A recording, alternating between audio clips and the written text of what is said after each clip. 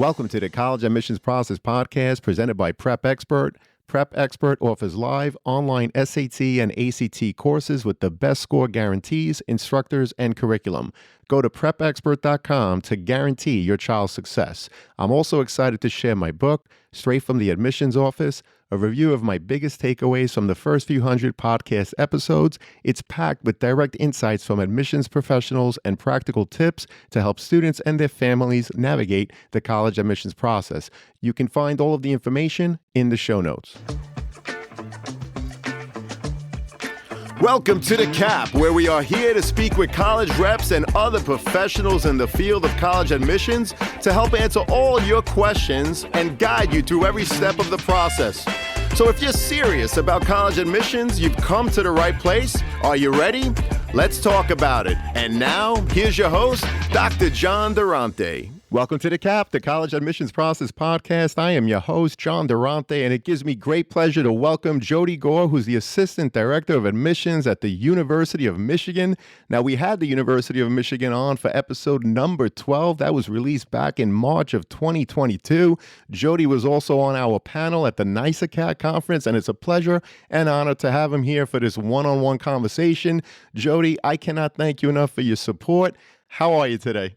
I'm good, John, and thank you for the good work that you do, and thank you for thinking about me and the University of Michigan. Happy to be here. Oh, thank you so much for that, and it truly is my honor and pleasure. So, Jody, let's just start with a simple, what's new at the University of Michigan? I heard there's something going on with early decision, and you have some other things to share, so why don't you tell us what's new? After many, many years of folks asking us when we are going to offer early decision, we have finally pulled the trigger, and I can officially announce that when the common application goes live in a few days, there will be an option for students to select early decision for the first time ever.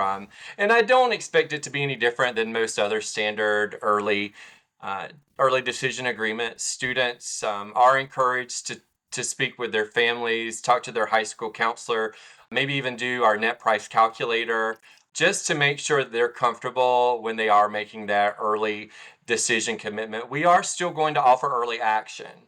They will both have a November 1 deadline. So if students aren't ready to make that commitment of early decision, they will still have that option of applying early through the early action opportunity. And then we will also continue to offer regular decision with the February 1 deadline. We expect that early decision applicants will get a decision before Christmas Eve, or really before we go on our holiday break. And early action candidates will probably still hear the end of January. But in addition to just the early decision news, we actually have some other exciting news related to our application process. We're going to have two new opportunities for first-year admission this year that we haven't had in the past. One is with our School of Education. We're going to have direct admission and entry into the School of Education for Teacher Certification Program. We offer secondary and elementary teacher certification here at Michigan. And the big one is for the first time ever, we're going to have a joint degree opportunity with our very popular Ross School of Business and Engineering here at Michigan. So students will be able to apply and be considered for that program. Well, that's terrific. Thank you so much for that overview. And I was curious, going back to the ED conversation, could you share with us just the reason behind it a little bit more? I know that a lot of people were asking for it, but strategically, why add the ED round, if that's okay to ask? Well, that's a good question, John. That was a little above my pay grade in terms of where those conversations were happening. But I think, it really comes down to a couple of things. We have a very excited group of applicants every year, and students who are very committed because of family ties, other things that have drawn them to the university. And we really want to give them that opportunity, to show that extra interest now. Well, we appreciate that. And you also mentioned the joint degree opportunity and, of course, the direct admit program to your School of Education. And anytime schools are changing and shifting and not remaining stagnant like the awesome University of Michigan, you could tell that more and more people, frankly, want additional things from you. And it's wonderful to see new programs. Now, you touched upon this a lot already, but can you give us additional overviews in terms of Michigan's standout colleges, again, like the Ross School of Business, the College of Engineering and the College of Literature, Science, and the Arts, which is fondly known as LSA, and how they shape the student experience. Yeah, and John, in terms of standout colleges, I'd also add our very popular School of Music, Theater, and Dance. We have a fantastic conservatory here at the University of Michigan as well, offering BFA, BA degrees. But I'll start with LSA because I think that LSA, our College of Literature, Science, and the Arts, is the home of the social sciences, natural sciences, and the humanities. LSA is what we all have in common at Michigan. So, regardless of where you're admitted, you're not going to be siloed at Michigan where you're only in the classroom with students at Ross or only with the students at SMTD. You're going to have classes with students from this broad section of interest at Michigan. Engineers have to take Chem, Calc, and Physics. Those are going to be LSA classes. At Ross, you have to take Econ. That is you take Calc and Econ, and that is those are LSA classes. So we are very interdisciplinary at our core, and I sort of want to emphasize that, as we get started. Engineering, very impressive at Michigan, 15 departments and 17 different majors, including our very popular major in computer science and data science, which actually, coincidentally, you can do through both LSA and engineering if you want to do that, but the program is housed in engineering. We also, John, have a new program in robotics. And as I understand, we're the first Research One institution in America to have a robotics program. And I have to tell you, I had the opportunity about a week or so ago. I had some high school colleagues on campus, and we went over and checked out our new robotics building, which was actually built and opened just prior to the pandemic. It was a collaboration between the university and Ford Motor Company. And I had no idea the world of robotics. I mean, they're doing micro robotics. They're doing robotics that are robots that would help firefighters fight forest fires. They're doing these really cool things with the advancement of medicine, particularly in rural areas where there are these healthcare deserts. They're adding, they're using robotics to fix those problems. We have a whole lab of working with drones. We have this whole lab working with marine robots and underwater pools and things like that. So that's pretty exciting. And I'll transition to Ross because Ross is awesome. Last year we did have the opportunity for the first time for students to apply directly into Ross. But Ross is a phenomenal undergraduate BBA program. We don't have majors in Ross. Everyone is majoring in business. And it's a bit of a smaller cohort of students that are admitted into Ross every year, about 500 students. So it's a great community where students are able to come together, collaborate, a lot of project-based learning, and a lot of great resources for the students at the Ross School of Business. Well, I definitely appreciate how you talked about being interdisciplinary at your core, and I love the examples that you gave with robotics. That was awesome.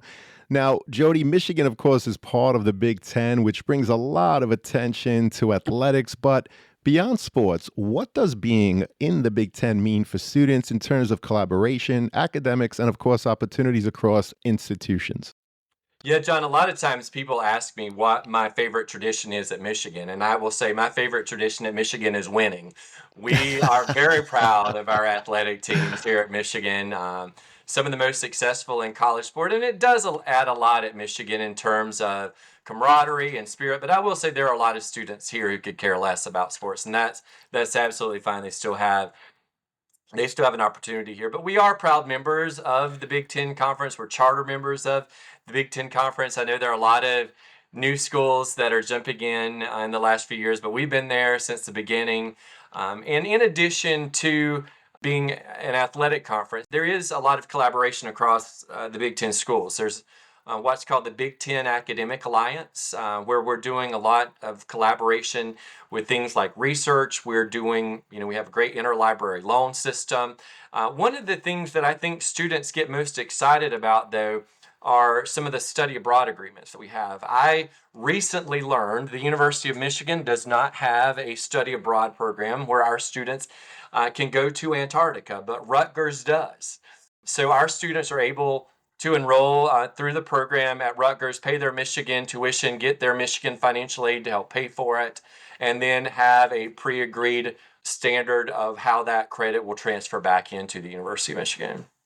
Well, we definitely appreciate that overview, and I love the example of the study abroad program. But I bet that our listeners, one thing that they're really interested in hearing about is that holistic application review. So we're going to try to Right. pull the curtain back just a little bit. So, Jody, to begin, of course, Michigan has a holistic admissions process.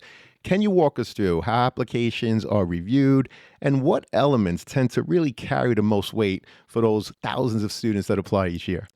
Yeah, John, and I really appreciate the opportunity to address this because I think a lot of times, bigger schools like Michigan that have this tremendous volume of applications, people assume that we don't take a lot of time with the application. And honestly, that couldn't be further from the truth. Even though we got, 100,000 applications last year, every one of those applications were reviewed at least twice. And we put a ton of resources into making sure that our staff is fully trained and prepared to be able to read through the applications in a holistic manner. And talking about what matters, what's important to understand is, we really don't have the option of not being holistic, because with this large volume of application, an overwhelming majority of them, I would say, are highly qualified applicants to come to the University of Michigan and do quite well. So we really have to dig in beyond just grades, test score, and curriculum. We really have to read those essays that students write for us. We have to sort of dig in to their activities, look at what they're doing, what leadership have they demonstrated, and really how they are communicating that the University of Michigan is where they want to be. And that may be through demonstrated interest in their activities in a certain program. And then again, those essays that they write, because we do ask them why Michigan. We do ask them, what is their interest at Michigan and why they want to study what they want to study at the University of Michigan. Oh, wow. Over 100,000 applications. And yet you take a look at each and every one of them. And to your point, they are reviewed at least twice. So, with tens of thousands of applications submitted each year, how does your team, and I know you touched upon this already a little bit, but how does your team manage such high volume while still giving each application a thoughtful, contextual review? And can you share what specific qualities or indicators your readers are trained to look for when assessing applicants from such diverse schools and backgrounds? Yeah, so as I mentioned earlier, we do put a lot of effort into training and resources to make sure everyone is prepared. And our leadership, our director, Erica Sanders here at Michigan, she is very determined that we will all go through training every year, regardless of how many times that we've done it. I will do that for my 20th time this year, for example. So she Wow. doesn't think that I've quite done it enough. And honestly, there are people actually that have done it much longer than I have at Michigan. And it's a great opportunity for us to come together, sort of renorm ourselves to the process. And, what I will say is, though our readers do sort of read everywhere and they are trained to read in a more sort of round robin style, we do train our admissions counselors to read geographically, so they can become more familiar with schools in their particular region. They don't have to necessarily worry about schools from the whole world. When, sort of with that being said, our counselors, they, spend some time with us. They really do become localized experts on the regions that they're reviewing for. They form a lot of relationships. And honestly, people like you, John, are very good about talking to us about the nuance in their schools, niche programs that might be there. So we really can get a good idea of what the student is coming to us with. Well, we appreciate that. And I love how you talked about the fact that your team is retrained each year to set the Mhm. norms, right? Which may shift from year to year, but also to ensure consistency in those thousands of application reviews. Now, when it comes to evaluating GPAs and coursework, Jody, does the University of Michigan recalculate those GPAs? And either way, how do you assess honors, AP, IB, or even dual enrollment coursework within the context of each student's high school?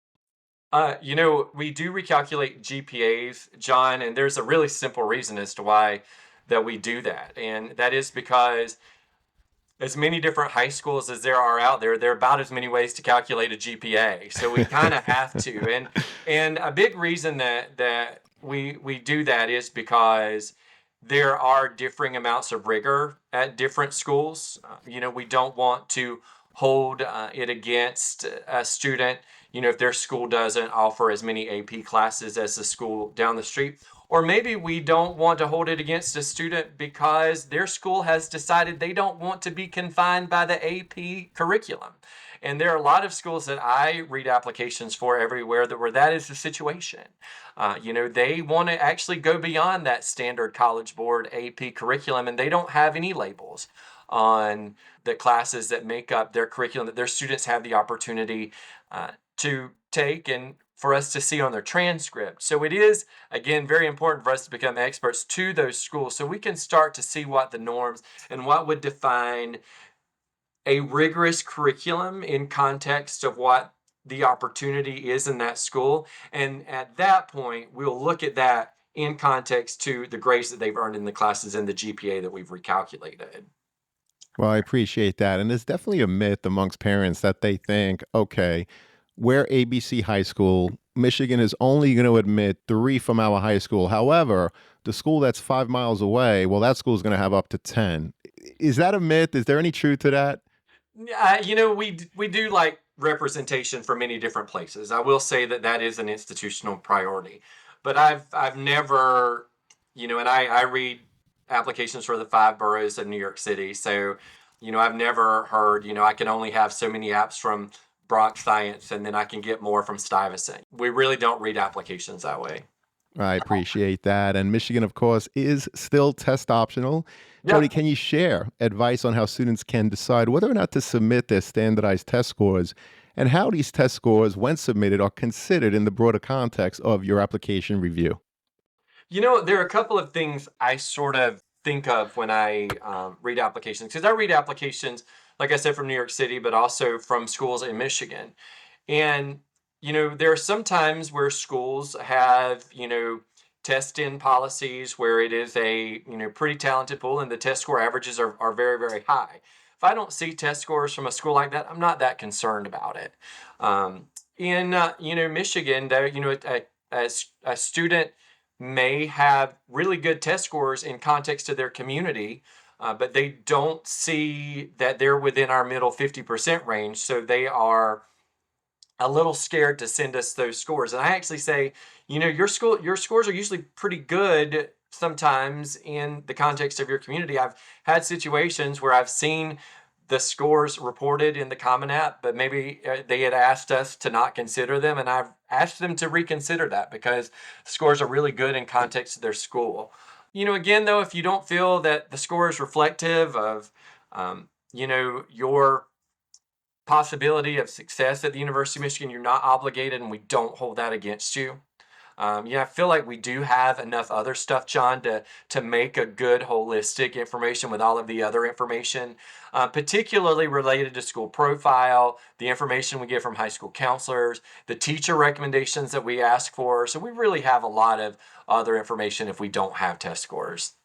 Well, you definitely have a lot of information, but I also appreciate how you mentioned scores in the context of the student's high school. I think that's really important, and it's the first time that that has come up. And it points to the fact that students, parents, you really should be familiar with your high school's profile. Every admissions representative gets this thing called the school profile, which many times gives grade distributions, averages of SAT, ACT scores, and so much more information. You should definitely reach out to your counseling office, perhaps do a search on the internet, which usually that's how you can find it, and just familiarize yourself with what the admissions representatives are seeing in terms of your school profile, because time and time again, professionals like Jody report that they are evaluating you based on the context of your high school. So again, I repeat what you said, Jody, scores in context to your school, very important. Now, let's continue unpackaging the overall application review. Jody, what role do essays play in the admissions process at Michigan, and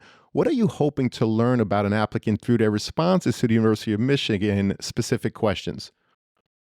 Great question, John. As I said earlier, they really have to be a vital part of our review. And at Michigan, with the volume of applications that we get, we just don't have the option of having an interview process as a part of our review. So the essays sort of fill in that void. It's our one opportunity to really just have a window into who the student is. As I mentioned earlier, we really do sort of focus in on why Michigan. Why do you want to study what you want to study at Michigan? But we also want to see, more broadly, what are your interests? What community are you coming from? And you know, maybe, how do you want to parlay success at Michigan, after you leave? So those are all sort of things I think that, I get excited to see in an essay, just, to get a good picture of who the student is.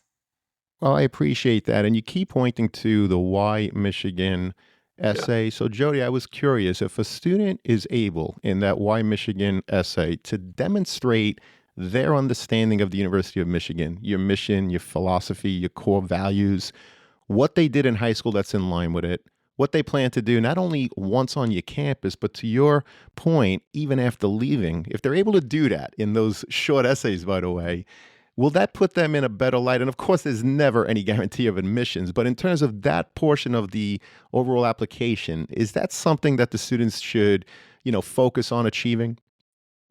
John, I think so, but I want to sort of preface that it should come in an authentic way.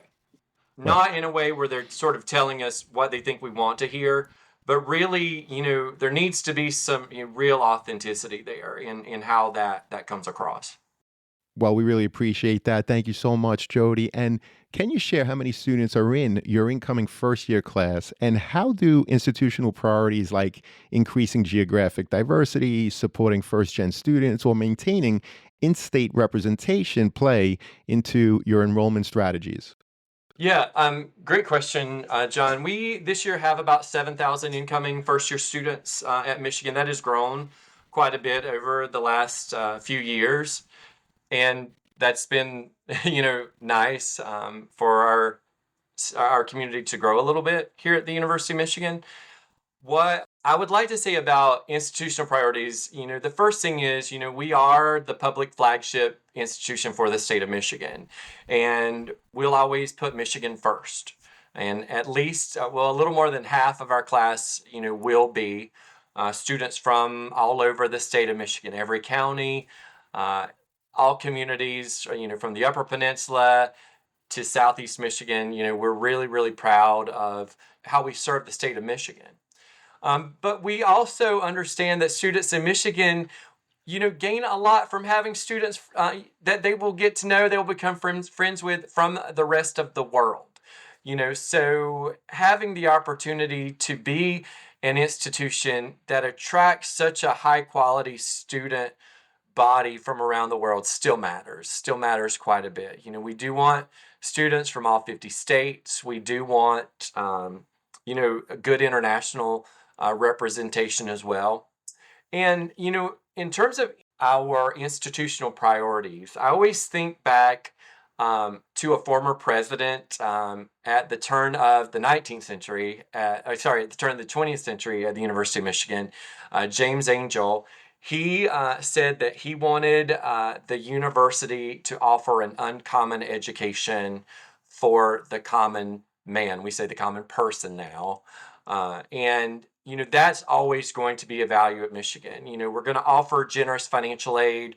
We want to provide opportunity to a broad section of students who may not otherwise have the opportunity for such an extraordinary education. Well, that's terrific, Jody. Thank you so much for that explanation on the institutional priorities. And another thing that's come up a lot in my conversations is this thing called the common data set, which each and every college and university has. And it's really just sharing a lot of different data that actually might be very insightful for students and families preparing for the college admissions process. So the common data set shows the University of Michigan places a significant number of students on the wait list each year, but admits only a small percentage from that list. So, Jody, can you walk us through how your team approaches waitlist decisions and what factors determine whether and how many students are ultimately admitted from that list? Yeah, John, and I won't, really pull any punches about this because, the University of Michigan is in a privileged position in higher education. Because we can count on a good number of the students that we admit enrolling at the university, and that's going to probably be even more so now that we offer early decision, where students are committing up front. Now, even though it is a small percentage, that isn't always a small number. And I emphasize that because there have been years when we might have only admitted 10 kids off the wait list. And the last couple of years, we've admitted over 1,000 students off the wait list. But you kind of hit the nail on the head when you mentioned that it is situational. The schools like engineering, Ross, that are very popular, honestly, they're rarely going to have uh, or have the need to admit students from the wait list. LSA will probably admit more than a couple every year. I mentioned before our School of Music, Theater, and Dance, they work their wait list pretty hard. They have to have violas in their orchestras. They have to have woodwinds in their symphonies. So they're working those wait lists very, very carefully to make sure they have all of those particular areas of performance available for study at Michigan. Well, we appreciate you pointing to your high yield at a very popular school like the University of Michigan. And we anticipate with, yes, the new ED rounds coming in, it's going to be interesting to see what the future brings in terms of the data. Is there anything else that students on the wait list can do to strengthen their standing? I know you mentioned that it's obviously a lot more difficult when you're on the wait list for Ross, but is it more of a numbers game tied to other factors? So, John, I really appreciate you asking me that because when we get to the wait list time, we are really done with review. We are not considering anything else in the application. Any decisions that we use to admit students from the wait list will be based on the rating an application has already received at that point. So, we're not going to review any letters of interest, any emails that we get. We really, really emphasize to students that we especially don't want additional recommendations from counselors and teachers. We've asked teachers and counselors for enough. So that is not something we will consider at all. And we have a pretty hard line on that. And, when we say all that a student has to do is go in and accept their spot on the wait list, that's what we mean. And we really appreciate it when students follow those instructions. Well, I appreciate you saying that because many times students will do just that. Even though you're saying, look, just accept your spot on the wait list through the portal, and we do not need additional information at this point as your application is complete and it's been reviewed. Many times families, they want to submit that extra school counselor or a letter from a teacher or whatever it is. But I appreciate you stating that you are not reviewing that. So it's really not an effort that needs to be had. So thank you so much for that, Jody. And this has been a phenomenal conversation, as I knew it would be. Thank you so much for your time, your expertise. Unfortunately, it does bring us to that last question, which always is, what are your top three pieces of advice for students and their families who are preparing for the college admissions process? Yeah, and thanks, John. I agree. I think it's been a great conversation. And again, I do appreciate the opportunity to be here. I guess three topics of advice. The first thing is I think this process is something you need to pay attention to. You need to put effort into, you need to stay on top of. It's also not something that you need to lose sleep over. I know that folks like me can often induce anxiety in this process. But really do believe that there's a place for everybody. There is a place for everybody to be happy and be quite successful. So if that's not the University of Michigan, you're going to be okay. There are lots of other wonderful institutions out there. And beyond that, my second piece of advice is really for students and parents to be good consumers of information. And I'm not just talking about believing everything that you see online. I think that sort of goes without saying. But sometimes, I think there are a lot of people out there that really are well intended. Maybe that cousin that went to the University of Michigan 10 years ago. But you know what, John? I was here 10 years ago, and the university is a very different place than it was 10 years ago. Our application process is very different now than it was for those students. So, your cousin may have some well-intended advice to give you, but it may not be applicable here.